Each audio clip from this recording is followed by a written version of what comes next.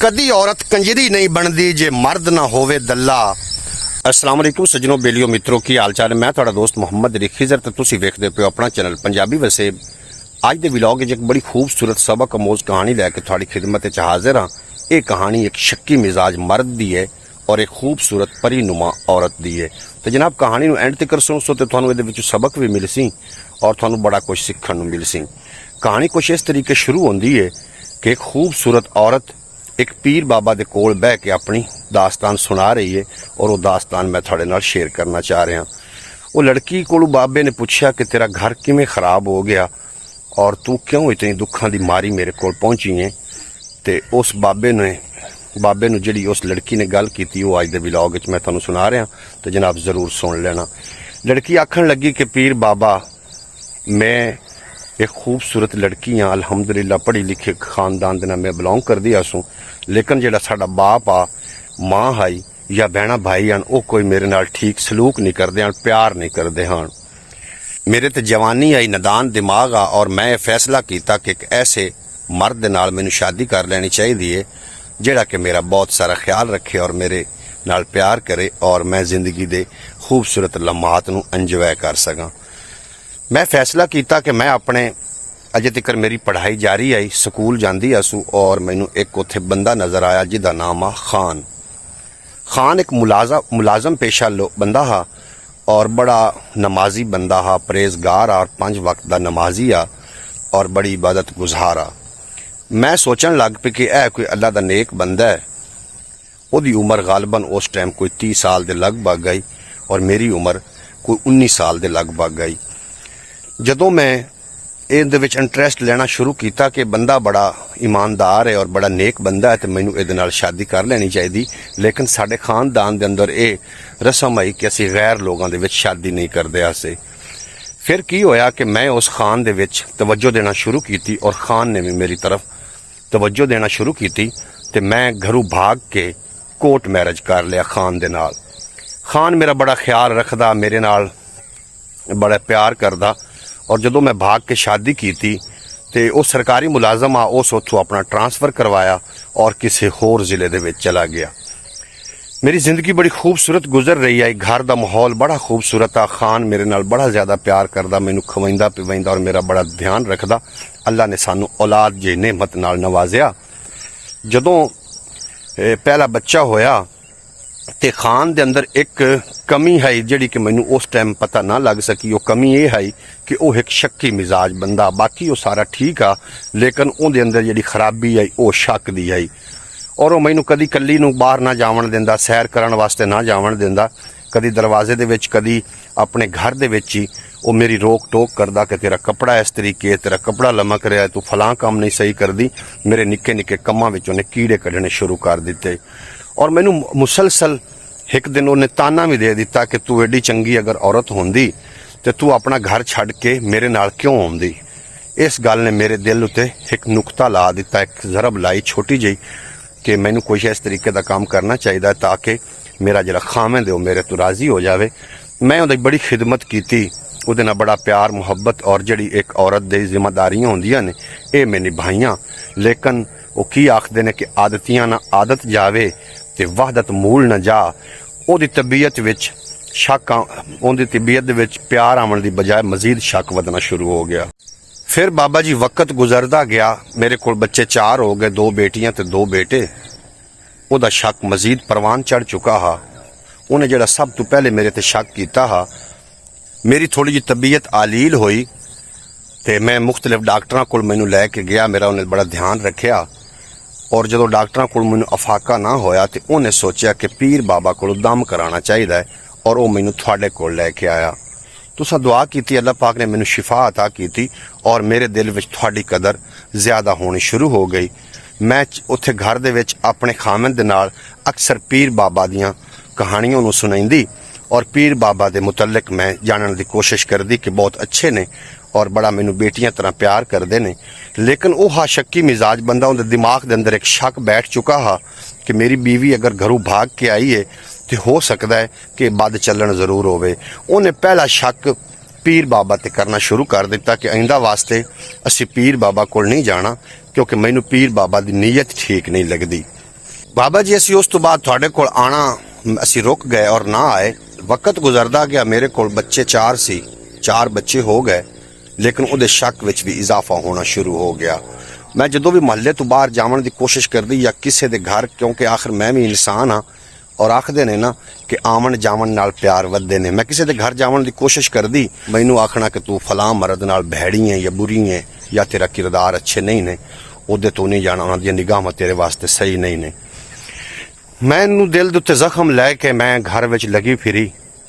ਇੱਕ ਦਿਨ ਇਸ ਤਰੀਕੇ ਹੋਇਆ ਕਿ ਖਾਨ ਦੀ ਨੌਕਰੀ ਜਿਹੜੀ ਆਈ ਉਹ ਆਪਣੀ ਮਿਆਦ ਪੂਰੀ ਕਰ ਚੁੱਕੀ ਆਈ, ਉਹਨਾਂ ਨੂੰ ਪੈਨਸ਼ਨ ਹੋ ਗਈ ਔਰ ਪੈਨਸ਼ਨ ਦੇ ਪੈਸਿਆਂ ਨਾਲ ਉਹਨੇ ਆਪਣਾ ਘਰ ਬਣਾਇਆ ਔਰ ਇੱਕ ਕੋਈ ਕਾਰੋਬਾਰ ਕਰਨ ਦਾ ਸੋਚਿਆ, ਲੇਕਿਨ ਉਹਦੀ ਉਤਨੇ ਚਿਕਰ ਤਬੀਅਤ ਵੀ ਚਿੜਚਿੜੀ ਮਜ਼ੀਦ ਹੋ ਚੁੱਕੀ ਆਈ ਔਰ ਉਹ ਬੁੱਢੇ ਵੀ ਹੁੰਦੇ ਜਾ ਰਹੇ ਹਨ, ਉਹਦੀ ਉਮਰ ਵੀ ਜ਼ਿਆਦਾ ਹੁੰਦੀ ਜਾ ਰਹੀ ਹੈ ਔਰ ਸ਼ੱਕ ਵਿੱਚ ਮਜ਼ੀਦ ਇਜ਼ਾਫਾ ਹੁੰਦਾ ਜਾ ਰਿਹਾ।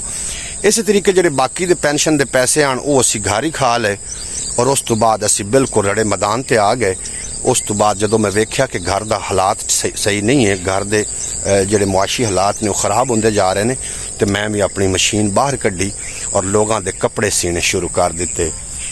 ਫਿਰ ਉਹ ਸ਼ੱਕੀ ਮਿਜ਼ਾਜ ਆ ਮੇਰਾ ਸ਼ੌਹਰ, ਉਹ ਜਦੋਂ ਵੀ ਕੋਈ ਕੱਪੜੇ ਦੇਣ ਵਾਸਤੇ ਦਰਵਾਜ਼ੇ ਤੇ ਆਵੇ ਮੈਨੂੰ ਉਹਦੇ ਨਾਲ ਰਲਾ ਦੇਵੇ ਕਿ ਤੇਰਾ ਇਹਦੇ ਨਾਲ ਕਿਰਦਾਰ ਸਹੀ ਨਹੀਂ ਹੈ। ਹੱਤਾ ਕਿ ਪੂਰੇ ਮਹੱਲੇ ਦੇ ਨਾਲ ਉਹਨੇ ਮੈਨੂੰ ਮੇਰੇ ਕਿਰਦਾਰ ਕਸ਼ੀ ਕੀਤੀ ਔਰ ਆਖਣ ਲੱਗ ਪਿਆ ਕਿ ਤੂੰ ਬਿਲकुल अच्छी औरत नहीं है, तेरा खानदान अच्छा अगर तू होंदी तो तू घरू दौड़ के मेरे नाल शादी क्यों कर दी। मैं सबर दे घुट पींदी रही और एक औरत वास्ते इस तो ज्यादा अजियत की हो सकती कि ओदा खामद ही उस ते शक करना शुरू कर देवे। मैं अपने जहर दे घुट पीवां, दिल ते दर्द लैके मैं ये जींदी रही। एक दिन की होया कि मेरा छोटा बच्चा बीमार हो गया और बहुत शदीद बुखार होया। खान किसी काम की वजह तो बाहर गए हुए सी और मैं उन्हें फोन करके दसिया कि छोटे बच्चे की तबीयत बड़ी खराब है, इहदा की करिए। उन्हें की काम किया कि उन्हें डॉक्टर नूं फोन किया और डॉक्टर इजाज जनाब वो आ गया। उस आके बच्चे नूं जदों चेक किया तो उन्हें आखन लगा कि बच्चे की तबीयत वाकई बड़ी खराब है, बच्चे नूं बहुत तेज़ बुखार है, इनू पट्टियां करो और इनू वो मेडिसन दे के चला गया। ते नाल ये कह के गया कि शाम दे वक्त तुसीं इस बच्चे नूं फिर दोबारा मेरे क्लीनिक ते लैके आना है। शाम दा वक्त हो रहा, अज तक खान घर नहीं पहुंचा और खान नूं मैं दोबारा फोन किया तो खान आखन लगा कि मैं रस्ते च तेरे नाल बाद विच गल करना। उन्हें मेरे नाल कोई तसल्ली दी गल ना की। उदों वक्त शाम दा हुंदा जा रहा, मैनूं बच्चे दी बड़ी फिक्र। मैं बच्चे नूं उठाया ते डॉक्टर इजाज दे क्लीनिक ते लैके चली गई। जदों उत्थे गई ते बच्चे नूं उस फिर ट्रीटमेंट दिता ते डॉक्टर इजाज ने उन्होंने सलाह दी कि मैं भी उस तरफ जा रहा, तुसी बच्चे नूं लैके मेरे पिछे मोटरसाइकिल ते बैठ जाओ, मैं तुहानूं रस्ते विच छड्डदा जावांगा। वो जनाब मोटरसाइकिल तो मुकद्दर भैड़े वो मोटरसाइकिल ते बैठ गई अपने बच्चे नूं लैके। जदों अपने घर दे दलीज तक पहुंची तो की वेख्या कि खान आ चुका हा, क्योंकि खान उस टाइम ही पहुंचा हा और ये भी वो लोग उस टाइम पहुंचे। खान वेख के आग बगोला हो गया। वक्ती तौर तो उन्हें कोई गल ना की। जदों डॉक्टर इजाज चला गया उस तो बाद उन्हें मेरे नाल बड़ा भैड़ा सलूक किया। उस दिन तो उन्हें मेरी सारा इज्जत दा जनाजा कट दिता। वो मेरी किरदार कशी इतनी करन लग पिया कि तू कोई इतनी चंगी होंदी घर छड़ के क्यों होंदी, तू बद चलन है, तू फलां है, तू फलां है। उन्हें दुनिया की हर गंदी गल मेरे उत्ते इल्जाम लाने शुरू कर दिते। दिल मेरा खून दे आंसू रो रहा, लेकिन इस गल दा डॉक्टर इजाज नूं बिल्कुल कोई खबर नहीं आई। दूसरे दिन वो फिर अपने किसी काम की वजह तो घरों बाहर गया तो डॉक्टर अपने क्लीनिक ते जा रहा तो उन्हें सोचा कि मैं जांदा पिया बच्चे की जिहड़ी तबीयत उहदे बारे पुछदा जावां।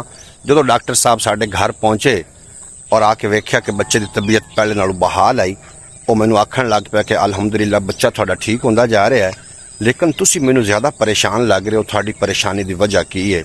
मेरे अंदर जिहड़े दुखां दे लावे हैं वो फट पे।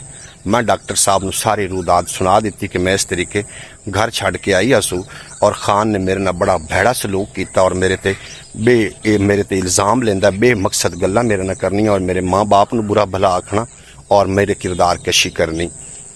डॉक्टर इजाज आखन लगा कि बिल्कुल मैं तो तैनूं इस तरीके की औरत नहीं समझदा, तुसीं तो बहुत अच्छी औरत है तू। मैं भी डॉक्टर इजाज नूं कह दिता कि तू साडे घर इंदा वास्ते नहीं आना, क्योंकि उन्हें तेरे ते मेरे दरम्यान भी तलक नूं कायम किया है।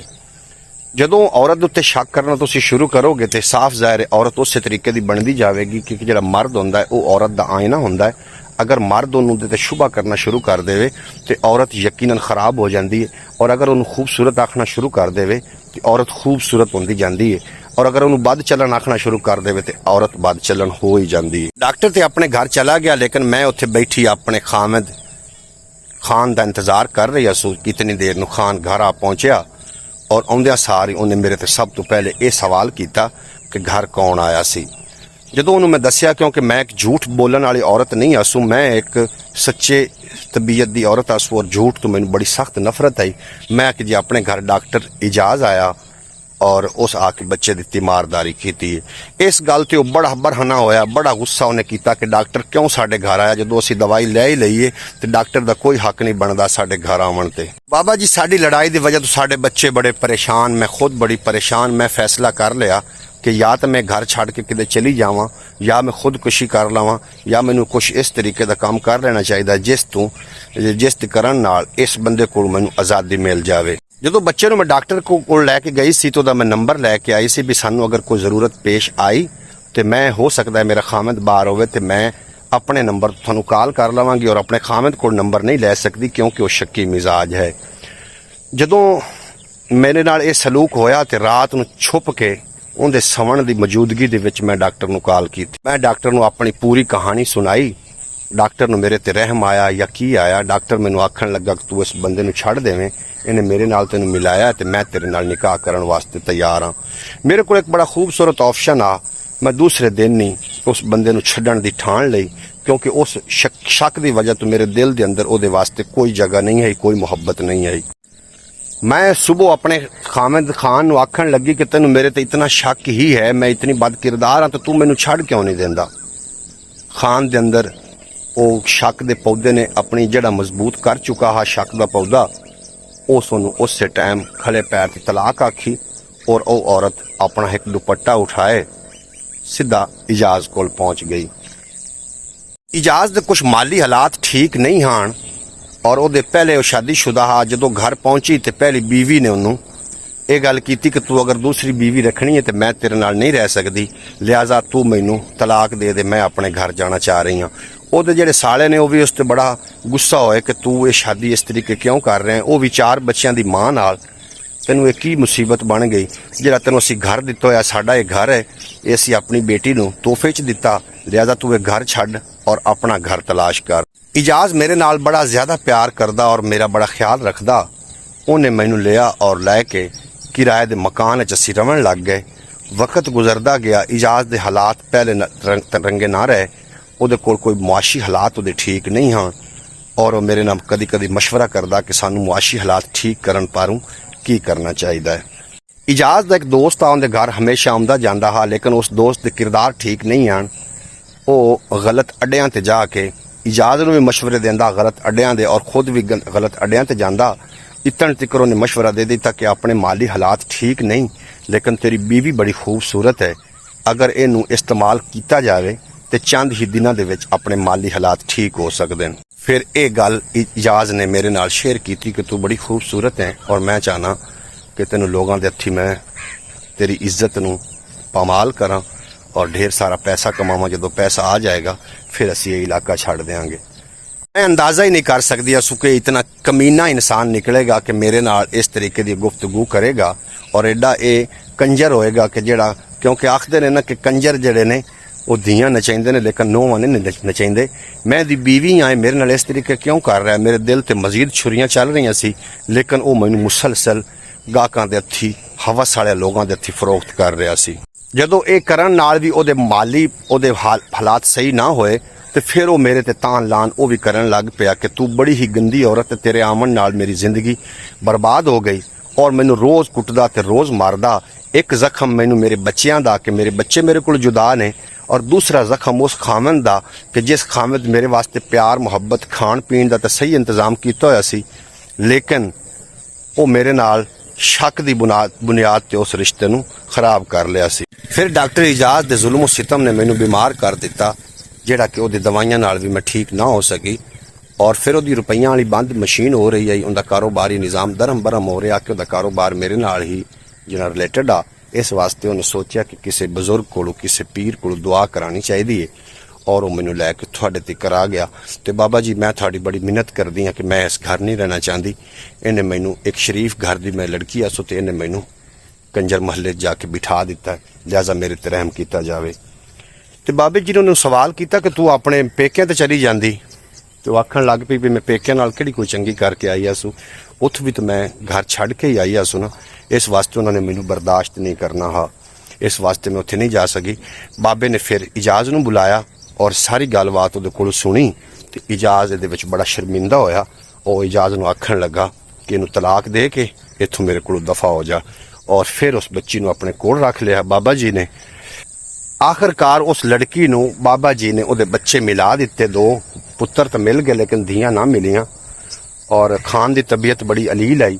ਚੰਦ ਦਿਨ ਗੁਜ਼ਰਨ ਤੋਂ ਬਾਅਦ ਖਾਨ ਦੁਨੀਆ ਫਾਨੀ ਤੋਂ ਰੁਖਸਤ ਹੋ ਗਿਆ ਔਰ ਉਹਦੇ ਬੱਚੇ ਜਿਹੜੇ ਆਪਣੀ ਮਾਂ ਨੂੰ ਲੈ ਕੇ ਆਪਣੇ ਘਰ ਚਲੇ ਗਏ। ਇਸ ਵਾਸਤੇ ਜਨਾਬ ਜਦੋਂ ਵੀ ਇਹ ਧੀਆਂ ਭੈਣਾਂ ਵੀ ਵੀਡੀਓ ਵੇਖਣ, ਚਾਹੀਦਾ ਤੇ ਹੈ ਕਿ ਆਪਣੇ ਮਾਂ-ਬਾਪ ਦੇ ਨਾਲ ਕਦੀ ਵੀ ਇਸ ਤਰੀਕੇ ਦੀ ਬੇਵਫਾਈ ਨਾ ਕਰੋ ਜਿਹੜੀ ਤੁਹਾਡੀ ਪੂਰੀ ਜ਼ਿੰਦਗੀ ਦਾ ਰੋਗ ਬਣ ਜਾਵੇ। ਔਰ ਮਰਦਾਂ ਨੂੰ ਵੀ ਚਾਹੀਦਾ ਹੈ ਕਿ ਆਪਣੀ ਬੀਵੀ ਤੇ ਕਦੀ ਉਹਦੀ ਕਿਰਦਾਰ ਕਸ਼ੀ ਨਾ ਕਰੋ। ਇੱਕ ਔਰਤ ਵਾਸਤੇ ਸਭ ਤੋਂ ਘਣੀ ਕਠਨ ਔਰ ਸਭ ਤੋਂ ਜ਼ਿਆਦਾ ਤਕਲੀਫ ਦੇ ਜਿਹੜੀ ਸ਼ੈ ਹੈ ਉਹ ਮਰਦ ਦਾ ਔਰਤ ਉੱਤੇ ਸ਼ੱਕ ਕਰਨਾ ਹੈ, ਉਹਦੀ ਕਿਰਦਾਰ ਕਸ਼ੀ ਕਰਨਾ ਹੈ। ਇਸ ਵਾਸਤੇ ਆਪਣੀ ਔਰਤਾਂ ਉੱਤੇ ਕਦੀ ਵੀ ਸ਼ੱਕ ਨਾ ਕਰੋ, ਕਦੀ ਵੀ ਉਹਨਾਂ ਨੂੰ ਇਸ ਤਰੀਕੇ ਦੀ ਨਿਗਾਹ ਨਾਲ ਨਾ ਵੇਖੋ, ਸ਼ੱਕੀ ਨਿਗਾਹ ਨਾਲ।